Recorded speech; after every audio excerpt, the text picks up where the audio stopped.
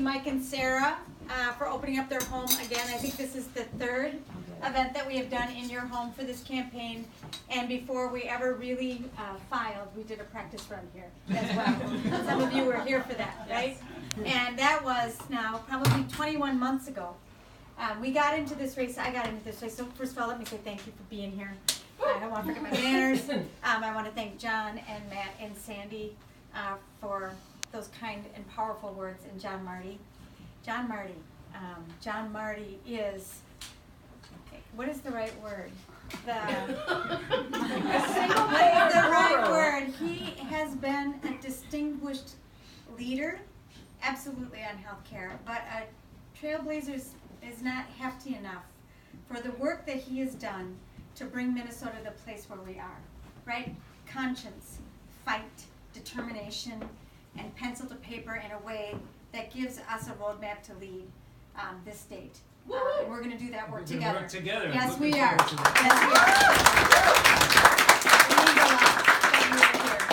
And he has given me the okay to talk about the Minnesota Health Plan on the campaign trail, and I am. 20 months ago, I filed for office, and I remember talking to a fellow elected official who sort of shook his head at me and said, "That's crazy that you're getting into so soon." But I have been in the office now for 12 years, and before that worked for many years for the Nurses Association, for the Minnesota Nurses Association. So in many ways have been working in our politics in some form or fashion from the time that I moved here. And I moved here in 1988 to practice nursing at the University of Minnesota Hospital. I practiced before that in a rural community in Wisconsin, in Marshfield, Wisconsin, but I wanted to come here to be a part of the transplant team. And I came here, and I knew I wanted to engage in politics in Minnesota. I was going to move to a capital city, a big city. I'd never lived in a big city before. I was so excited about it. And I had grown up in a family that taught me that politics was powerful, that it was important, that it is something that we use together to improve our lives, to build our future, and that when we use it in a powerful way, we can make progress for the people. And so I knew when I moved here, like I wanted to volunteer, and I did. I volunteered on lots of campaigns. I have not seen the place that we're at in Minnesota and in America really in my lifetime. And we've been through lots of ups and downs in politics. It can be very contentious, we know that. I often hear people talking about 1968 when they think about the moment in time that we're in right now. A real contest in this country, a real fight for who we are as people, what we stand for. And I think on the national level, we can see that playing out. And for lots and lots of people, it is exceptionally nerve-wracking. People are really worried about the state of the country, the state of our democracy. And in parallel to that, I always say I've had the very best seat in the House in the last 2 years because I've spent my time all over the state talking with people all across the state, right? What's going on in your lives? And I had the good fortune 12 years ago when I decided to run for office to recognize the power of door knocking. And I'll tell you, I ran after my mom died. Her sister said to me, you should go fix that. What happened to her, she had good health care coverage, but had to fight with the insurance companies to get the care she needed, right? I decided to run because I wanted to fix health care. I wanted to do that. And I came back from her funeral and filed for office like a month later, and I was not a very good candidate. I didn't really know how to answer the question, why are you running? And you got to be able to tell people why you're running. You got to show yourself to voters, and they know if you don't. They know if you're holding back. They know if you're not being genuine. They know if you're talking from a script and not from your heart.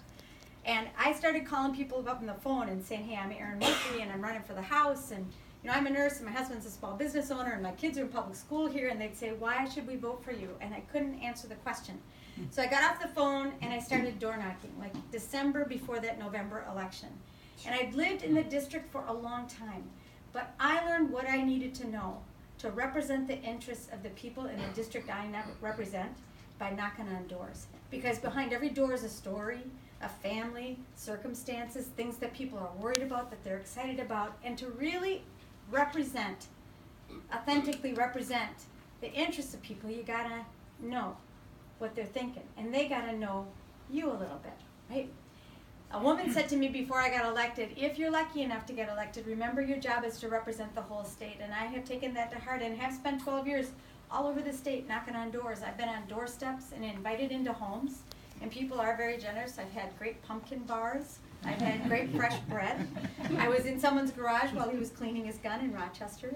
I've been invited into people's barns, into their combines. I've visited our mines and our schools and our hospitals and clinics and businesses. I've had more hot dishes than you can imagine. But what I have learned, right, is behind every door is a story. In every community is a fight. And Minnesotans actually care about each other. And this is the part that I want us to remember. We do care about each other. We do care about this place we call our home, Minnesota. And we want our communities to succeed. We want to know that we can support our families. That is a shared and common value across the state of Minnesota. And when we hear people talking about urban-rural divide or ideological divides, and they exist for sure. There's a lot of tension, some resentment, etc. What the common theme I hear from Minnesotans is the thing that matters to me, my community, whether it is a regional community or a community of color or a set of people who have a shared experience, what matters to me is not getting addressed right now inside a capital that is too focused on winning the next election, too focused on beating the other side, and have taken our eye off on what we need to do to build Minnesotans' future. And when we talk about, right, when I talk with people about my belief, about who we are as Minnesotans, that we have always been people who stand up, we rise up together, and we take on tough challenges. And we find solutions. That has been our legacy, and I've seen it happen with the passage of Minnesota Care. When we led that fight for the nation 26 years ago and said, if you work for a living and don't have access to employer-based coverage, we'll make it available. We'll make that possible. We've had a renewable energy standard, right? We led the nation there. On solar, we led the nation. Marriage equality, we led the nation on marriage equality by defeating that amendment and then putting love into the law, right? Yes. We do that. We do that. That's who we are. And when I think about the things in front of us, right, a generation of baby boomers are going to leave the workforce, and we're already short of workforce. And the Congress completely constipated on immigration. Those things don't fit together, right? If we are a Minnesota that is going to grow our workforce, we have to make sure Minnesota is a place where people want to come and live, start their families, and build their businesses. And that means from other states and other parts of the world. I know a nurse named Jim, and I was talking about single payer with him, and he said, what are you going to do when people say to you, that idea, now I'm going to swear in your house, that idea that you're talking about is batshit crazy. And I said, what we're doing today is batshit crazy. The system that we have allowed to grow is not serving the people anymore. It is serving the interests of the market, the drug companies, the pharmacy benefit managers, the health plans and insurance companies, and especially in the wake of the passage of the Affordable Care Act that is built on the current chassis of this private and public, the market has come around, along with the administration, the Trump administration, that is pulling out provisions of the Affordable Care Act that is weakening it. Lots of people are making money off the system. And people across the state get it. They get that this is not serving them anymore, especially people who are sick. And I keep telling this story about Alex Smith. Alex Smith, an insulin-dependent diabetic, 26 years old. He was on his parents' coverage. He worked for a living. He had a job. He had to come off his parents' insurance because he aged out at that magic age of 26. He was working. He couldn't afford his deductibles. He rationed his insulin. He lost his life. A 26-year-old should not lose their life because he can't afford a medication that has been on the market for more than, well, it's been since the 1920s. The drug companies can charge what they want because there's not enough check on them. And it's time for us to find that path forward. And John Marty has been the leader, and it's time for us to lead the nation like we did 26 years ago and invest in a single-payer system right here in the state of Minnesota. And I've got the head and the heart and the experience to do that, and I want to do that with you. And I know that we can and we will, right? Yes.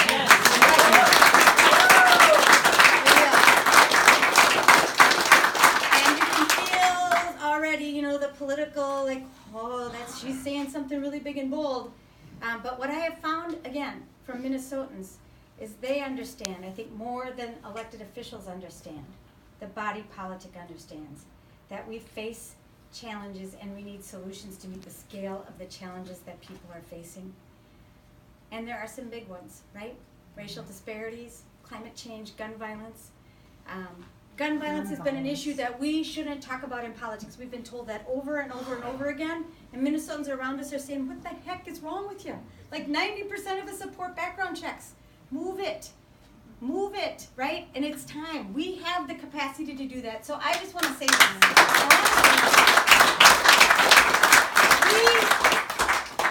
We are in a powerful moment in our country. We're challenged, and so is our democracy. The things that we use, the vote, a free press, collective bargaining and organizing, those tools that we use together to build our society are all being challenged right now. We gotta fight for them and hang on to them, and I will.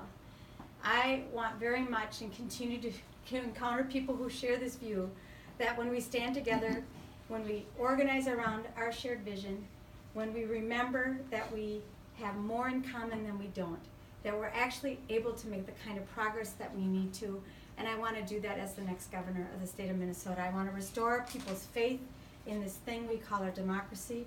I want to restore people's power in the things that we can do together. And I want to make progress on an agenda that meets the needs of the people of the state of Minnesota and not the status quo interests that have too much power inside that capital. And if that's what you want, if that's what you believe in, and if you think it's possible, and I do based on a lot of experience, not just my hopes, but a lot of experience. If that's what you want, I need you to join me. I need you to join me in this fight. I need you to vote on the 14th, who's already voted. Are there voters here? Right?